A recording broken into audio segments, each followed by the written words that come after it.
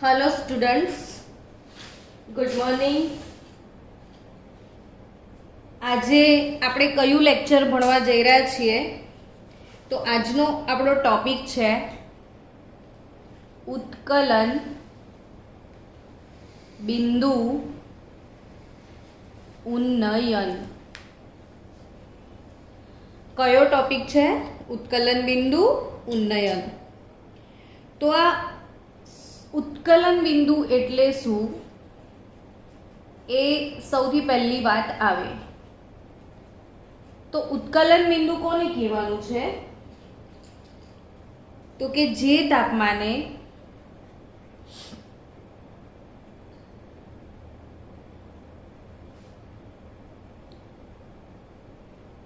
કોઈ પણ પ્રવાહી પછી એ દ્રાવક હોય કે દ્રાવણ હોય।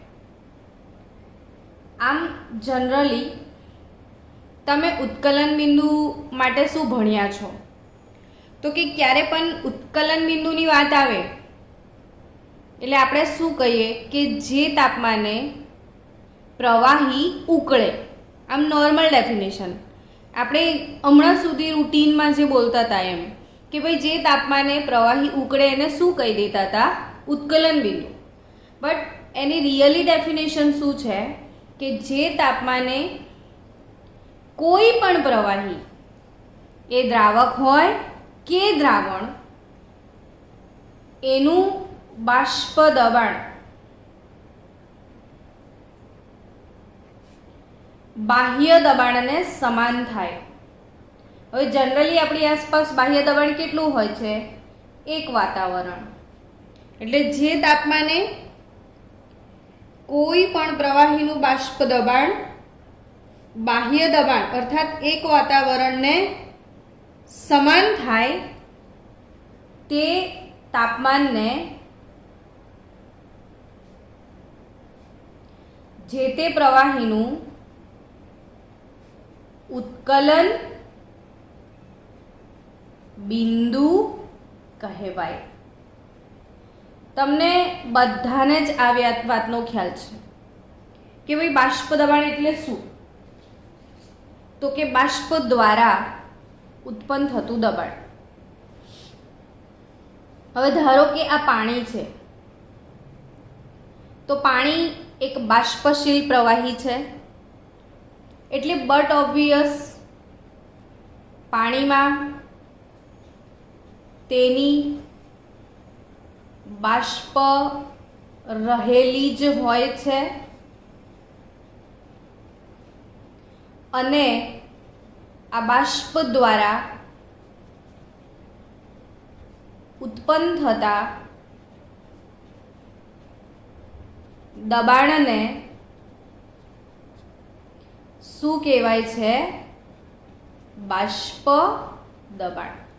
હવે આ પ્રવાહીનું પાણીનું બાષ્પ દબાણ 298 કેલ્વિન તાપમાને 0.025 બાર છે। પાણીનું 298 કેલ્વિન તાપમાને બાષ્પ દબાણ કેટલું છે? 0.025 બાર છે। હવે હું આ પાણીને ઉકાળવા માંડું તો જનરલી તમને ખ્યાલ છે કે 100 ડિગ્રી સેલ્સિયસ તાપમાને આ પાણીનું જે બાષ્પ દબાણ 0.025 બાર છે એ 1 બાર જેટલું થઈ જશે કેમ કે બાહ્ય દબાણ કેટલું છે? 1 બાર। પાણીનું બાષ્પ દબાણ કેટલું છે? 0.025 બાર। તો આ 0.025 બાર બાષ્પ દબાણને 1 બાર સુધી તમારે લઈ જવું છે તો એના માટે શું કરવું પડશે? તો કે ગરમ કરવું પડશે। કેટલા ડિગ્રી સેલ્સિયસ તાપમાને આ 0.025 બાર 1 બારને બરાબર થાય છે? તો 100 ડિગ્રી સેલ્સિયસ તાપમાને। એટલે 100 ડિગ્રી સેલ્સિયસ તાપમાન એ પાણીનું ઉત્કલન બિંદુ બને। પણ અહીંયા એક વધારાની વાત કરવી છે કે ધારો કે બાહ્ય દબાણ 0.5 બાર હોય। મેં શું કીધું કે જે તાપમાને પ્રવાહીનું બાષ્પ દબાણ બાહ્ય દબાણને સમાન થાય કોઈપણ પ્રવાહીનું બાષ્પ દબાણ બાહ્ય દબાણ એટલે એક વાતાવરણ થાય તે તાપમાનને આપણે પ્રવાહીનું ઉત્કલન બિંદુ કહીએ છીએ. તો ધારો કે બાહ્ય દબાણ 0.5 બાર હોય, જેમ કે તમે માઉન્ટ આબુ પર જાઓ તો માઉન્ટ આબુ પર હવા પાતળી હોય છે, હવાની ઘનતામાં ઘટાડો થાય છે, એટલે હવાનું દબાણ 0.5 બાર હોય છે. હવે માઉન્ટ આબુ પર હવાનું દબાણ 0.5 બાર હોય તો ત્યાં પાણી કદાચ 60 ડિગ્રીએ પણ ઉકળી જાય. એટલે ઉત્કલન બિંદુ બાષ્પ દબાણ અને બાહ્ય દબાણ પર આધાર રાખે છે. હવે આજનો આપણો ટોપિક છે ઉત્કલન બિંદુ ઉન્નયન. તો આ ઉન્નયનનો અર્થ શું થાય? તો કે ઉન્નયન એટલે ઉત્કલન બિંદુમાં થતો વધારો. ઉન્નયન એટલે શું? વધારો. તમારા મમ્મી કઠોળ બાફવા મૂકે છે ત્યારે એક કોમન ફિનોમિના તમે નોટિસ કરી હશે કે જ્યારે કઠોળ બાફવા મૂકે ને મમ્મી પ્રેશર કુકરમાં, ત્યારે કઠોળ બાફતી વખતે થોડાક સોડા પણ નાખે છે. હવે આવું નાખવાથી શું ફાયદો થાય? તો કે પાણીની અંદર તમે મીઠું યા તો સોડા નાખો છો, અર્થાત પાણીમાં તમે મીઠું નાખ્યું તો દ્રાવણ બન્યું. હવે આનાથી શું ઘટના બને? તો કે પાણીમાં મીઠું નાખવાથી મીઠાનું દ્રાવણ બને તો તમને ખ્યાલ જ છે કે આ શુદ્ધ દ્રાવક કરતા દ્રાવણનું બાષ્પ દબાણ નીચું હોય છે. આ વાત મેં તમને કરી ચૂકી છું કે શુદ્ધ દ્રાવક કરતા દ્રાવણનું બાષ્પ દબાણ કેવું હોય છે? નીચું હોય છે. જો આપણે એને ગ્રાફ દ્વારા સમજીએ, આપણે અહીંયા બાષ્પ દબાણ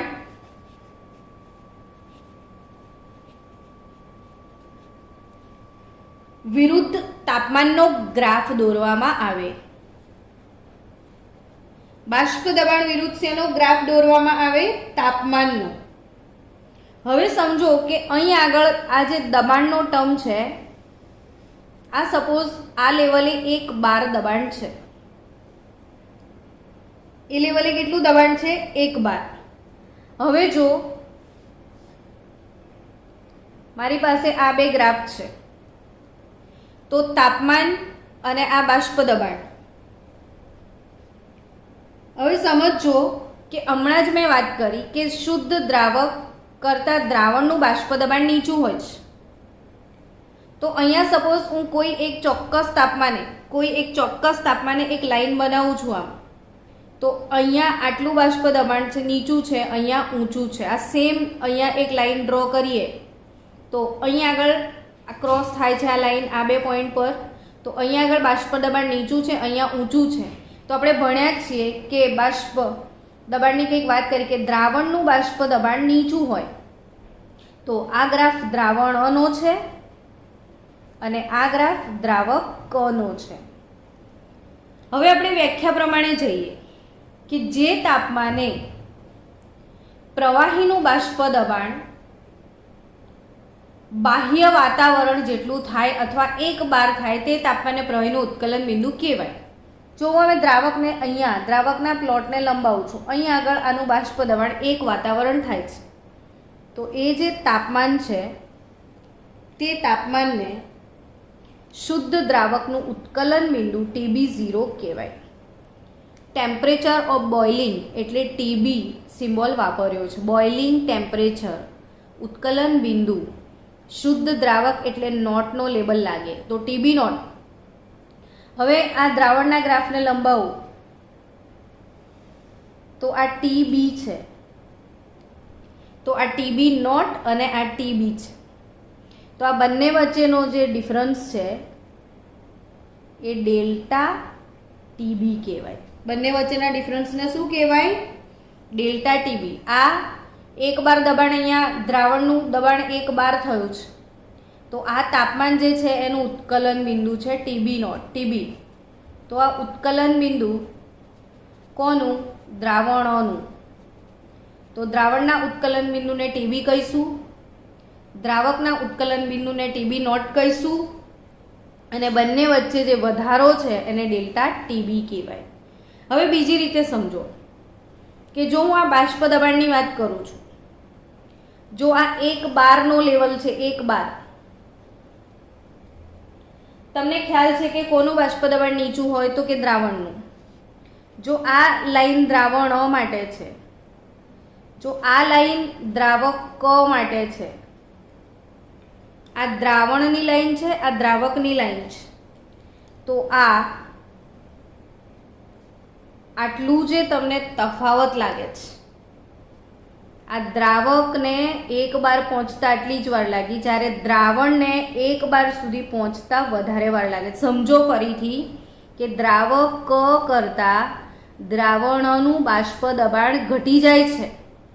ધારો કે આ 0.025 બાર છે, તો આ 0.023 બાર હોય તો આના કરતાં આ નીચું છે. હવે 0.025 બારને 1 બાર થવું છે ને 0.023 બારને 1 બાર થવું છે, તો આને વધારે વાર લાગશે. તો આનો અર્થ એવો થાય કે દ્રાવક કરતાં દ્રાવણનું ઉત્કલન બિંદુ ઊંચું હશે. હજી બીજી રીતે સમજીએ કે શુદ્ધ પાણી છે તો એ 100 ડિગ્રી સેલ્સિયસ તાપમાને ઉકળે છે, પરંતુ જો આ શુદ્ધ પાણીમાં હું મીઠું કે કશું નાખી દઉં તો પાણીના બાષ્પ દબાણમાં ઘટાડો થઈ જાય, એટલે આ મીઠા નાખ્યા પછીનું જે દ્રાવણ છે એના ઉત્કલન બિંદુમાં વધારો થશે. એટલે હવે મીઠાવાળું પાણી તમે ઉકાળશો તો એ 100 કરતાં ઊંચા તાપમાને ઉકળશે. પાણી 100એ ઉકળે છે, પણ મીઠાવાળું પાણી 100 કરતાં ઊંચા તાપમાને, ધારો કે 100.5 ડિગ્રી પર ઉકળ્યું, તો 0.5 ડિગ્રી જે છે એ ઉત્કલન બિંદુમાં વધારો થયો કહેવાય. અને એ જે ઉત્કલન બિંદુમાં વધારો થયો છે એને ઉત્કલન બિંદુ ઉન્નયન કહેવાય છે. એને શું કહેવાય છે? ઉત્કલન બિંદુ ઉન્નયન કહેવાય છે. તો હવે આપણે એને ડિટેલમાં સમજીએ કે આ ઉત્કલન બિંદુ ઉન્નયન એટલે શું.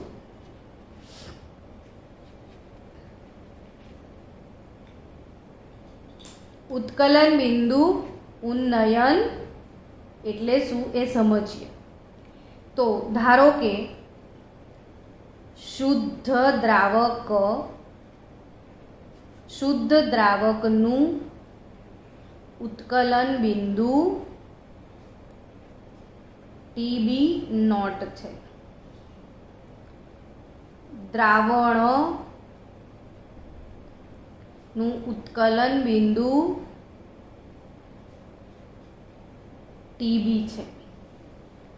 તો here we know that TB0 less than TB.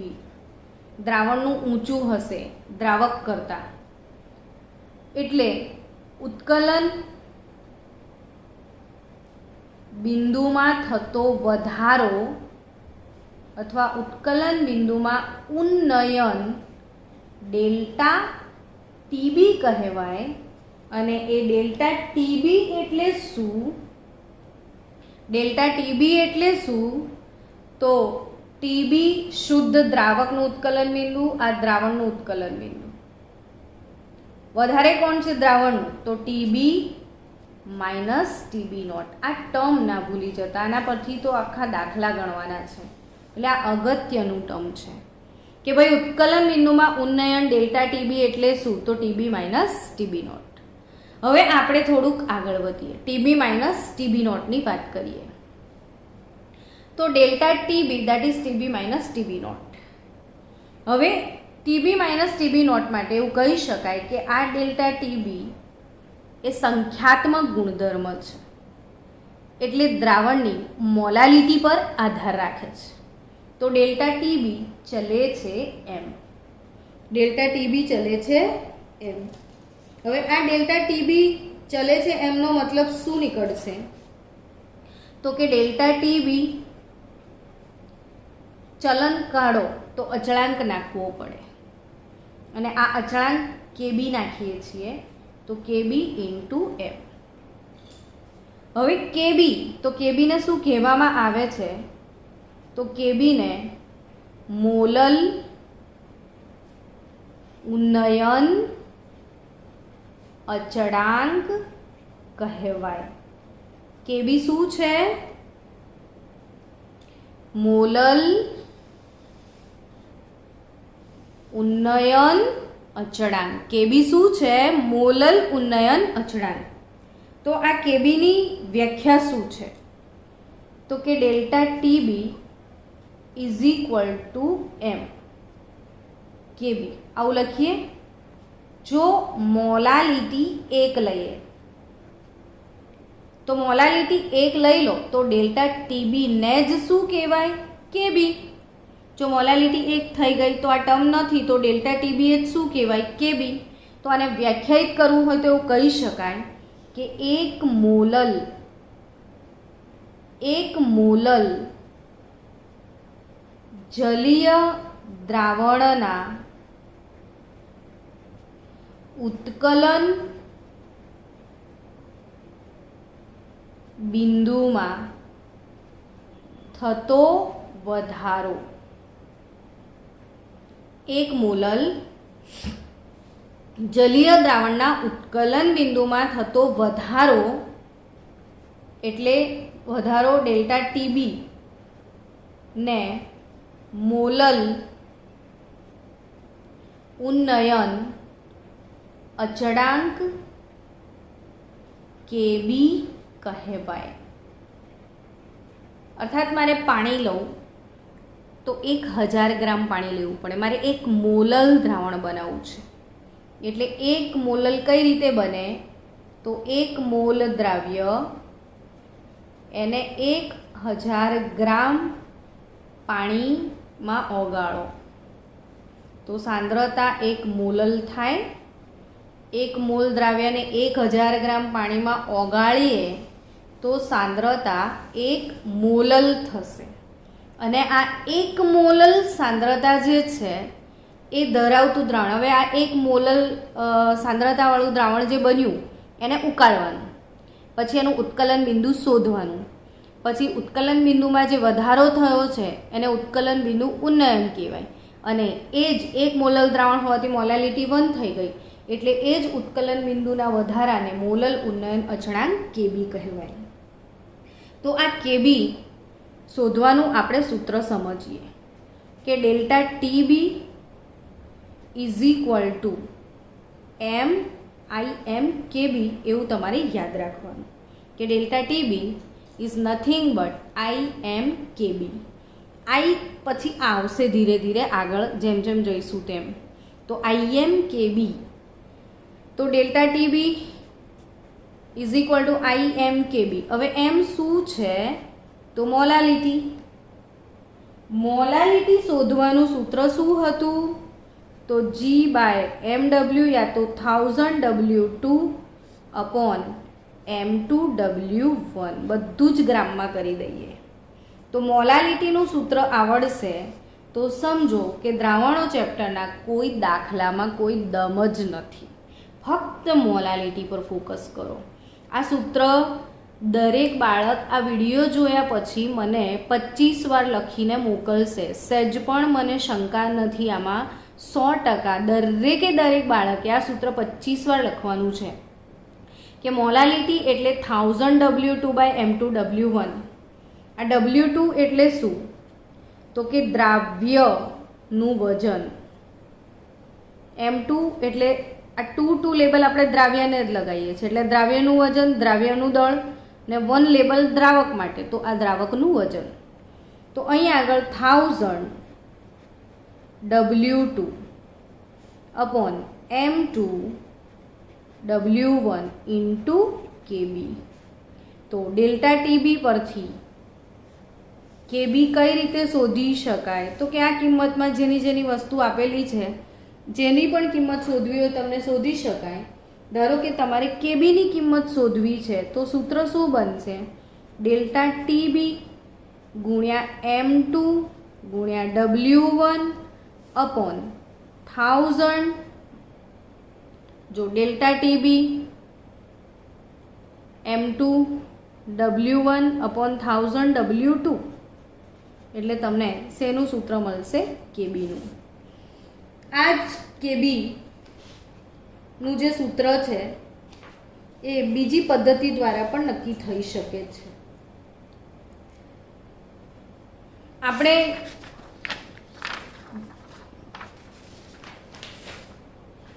ચલો કેબીનું સૂત્ર બીજી મેથડ છે કે calculation of molar elevation constant from enthalpy of vaporisation, અર્થાત કે બાષ્પાયન એન્થાલ્પી ના આધારે પણ કેબીની ગણતરી થઈ શકે છે. તો બાષ્પાયન એન્થાલ્પીના આધારે જો કેબી ગણવું છે તમારે, તો એના માટેનું સૂત્ર છે, લખી રાખજો નોટબુકમાં, ઘરની દિવાલ પર, કોઈ ચાર્ટ પર, RT02 upon 1000 LV. RT02 upon 1000 LV. તો RT02 upon 1000 LV, તો અહીંયા LV શું છે? તો કે LV જે છે એ બાષ્પાયન ગુપ્ત ઉષ્મા કહેવાય. LV ને શું કહેવાય? બાષ્પાયન ગુપ્ત ઉષ્મા અથવા ઉત્કલન ગુપ્ત ઉષ્મા. તમે ભણ્યા છો આ શબ્દ, ગલન ગુપ્ત ઉષ્મા અને ઉત્કલન ગુપ્ત ઉષ્મા એટલે LV. અને આ LV કઈ રીતે શોધી શકાય? તો LV શોધવાનું સૂત્ર છે ડેલ્ટા વેપરાઇઝેશન H અપોન મોલર માસ. તો ડેલ્ટા વેપરાઇઝેશન H એટલે શું?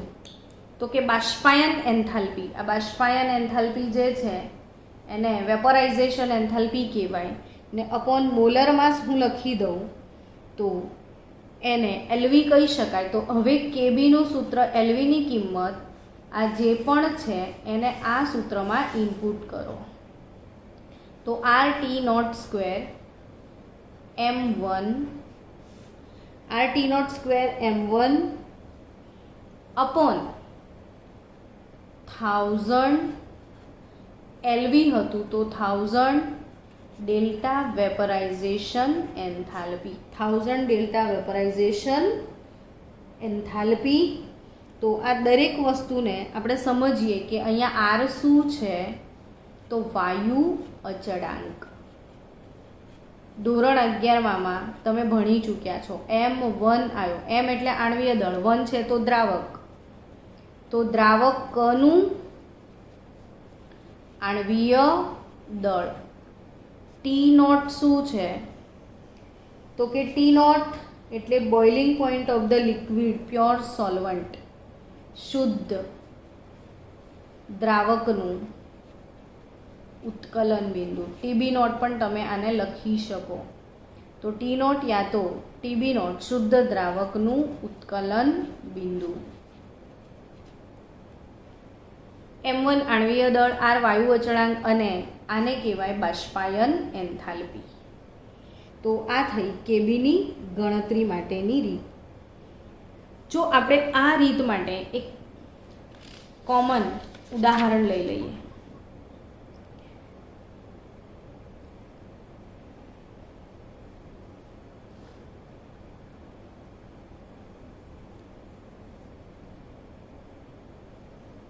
કે જો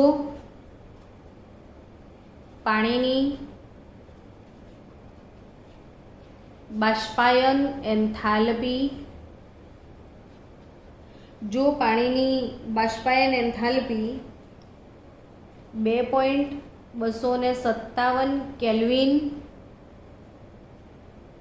કિલો જૂલ પર ગ્રામ હોય, 2.257 કિલો જૂલ પર ગ્રામ હોય, તો પાણીનો મોલર એલિવેશન કોન્સ્ટન્ટ કેબી ગણો. બાષ્પાયન એન્થાલ્પી આપી છે. કેટલી આપી છે? તો કે 2.257 કિલો જૂલ પર ગ્રામ. તો શું ગણવા કીધું છે? તો મોલર એલિવેશન કોન્સ્ટન્ટ યાને કે મોલલ ઉન્નયન અચળાંક કેબી ગણવાનો છે. હવે બાષ્પાયન એન્થાલ્પી આપેલી છે ને કેબી કઈ રીતે ગણાય? તો કે કેબીનું સૂત્ર તો છે R TB naught square m1. R શું છે? વાયુ અચળાંક. અહીંયા જૂલ દેખાય છે તો જૂલમાં વાયુ અચળાંકની કિંમત 8.314 છે. ટીબી એટલે શુદ્ધ દ્રાવકનું ઉત્કલન બિંદુ, પાણીનું ઉત્કલન બિંદુ કેલ્વિનમાં લેવું પડશે અહીંયા, કારણ કે આ કેલ્વિન વેલ્યુ આપી છે તો 373 કેલ્વિન છે પાણીનું ઉત્કલન બિંદુ. હવે આ ટીબી નોટનો સ્ક્વેર, પાણીનો આણ્વીય દળ, તો કે આણ્વીય દળ લેવાની જરૂર નથી. આ બાષ્પાયન એન્થાલ્પી આપી છે તમને, અને આ બાષ્પાયન એન્થાલ્પી બટ કિલો જૂલ પર ગ્રામમાં છે તો પર ગ્રામ એટલે આ ગ્રામ નીચે આવી જ ગયું છે, અર્થાત કે આની ઉત્કલન ગુપ્ત ઉષ્મા હોવી જોઈએ. એટલે ઉત્કલન ગુપ્ત બાષ્પાયન એન્થાલ્પી આપી છે, એલવી ગણાય એને. તો જો એલવી લઈએ કેબી તો 1000 એલવીની વેલ્યુ ક્યાં છે? તો આ રહ્યું સૂત્ર R TB naught square upon 1000 LV. તો એલવી એટલે બાષ્પાયન ગુપ્ત ઉષ્મા તો 2.257 કિલો છે. તો એને જૂલ કરી નાખી, કારણ કે આપણે વેલ્યુ તમે જૂલમાં લીધી છે તો એને જૂલમાં કન્વર્ટ કરો તો ઇન્ટુ 1000 લઈ લો. આ ગણતરી કરશો તો પાણીનો કેબી જે છે એ 512 કેલ્વિન કિલોગ્રામ પર મોલ. આનો યુનિટ ના ભૂલતા. મોલલ ઉન્નયન અચળાંક જે છે કેબી એનો એકમ છે કેલ્વિન કિલોગ્રામ પર મોલ. આ બોર્ડના MCQમાં પણ પૂછ્યું હતું કે મોલલ ઉન્નયન અચળાંકનો એકમ શું છે? તો કેલ્વિન કિલોગ્રામ પર મોલ છે.